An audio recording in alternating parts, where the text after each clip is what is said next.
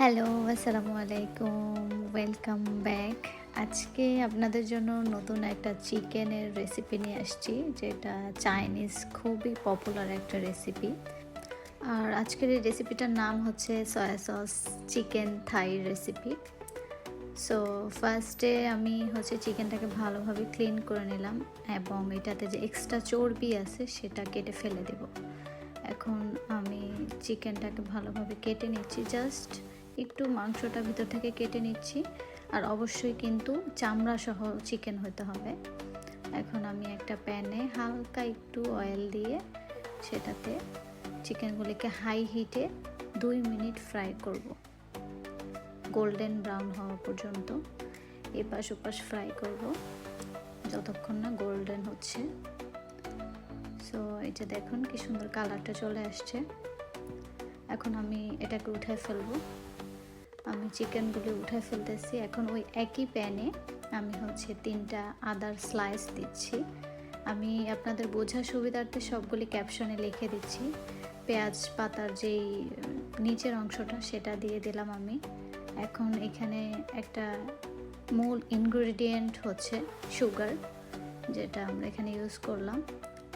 এখন সুগারটাকে একটু ফ্রাই করার পর আমি ওয়াটার দিয়ে দিলাম 1 কাপ। সয়া সস দিয়ে দিলাম 4 টেবিল চামচ। ডার্ক সয়া সস দিলাম 1.5 টেবিল চামচ। দেন আপনারা চাইলে এটা স্কিপ করতে পারবেন। রেড ওয়াইন দিলাম, দারুচিনি দিলাম, আর স্টার অ্যানিস যেই মশলা আছে সেটা দিলাম। এটা আমাদের বাংলাদেশে অ্যাভেলেবেল পাওয়া যায়।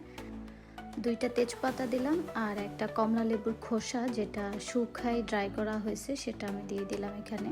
এই কমলা লেবুর খোসাটা অসাধারণ একটা ফ্লেভার নিয়ে আসবে।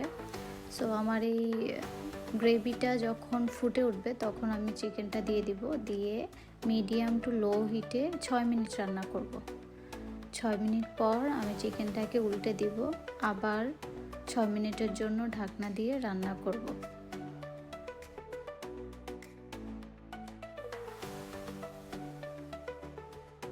6 মিনিট হয়ে গিয়েছে।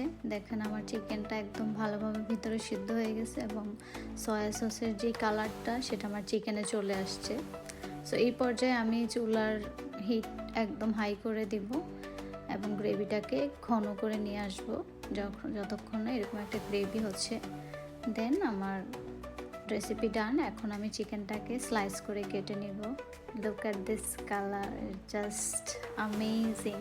এটা দেখে কারো মনেই হবে না যে এটা বাসায় বানানো একটা চিকেন রেসিপিটা অবশ্যই বাসায় ট্রাই করবেন এবং জানাবেন কেমন হয়েছে। Thank you.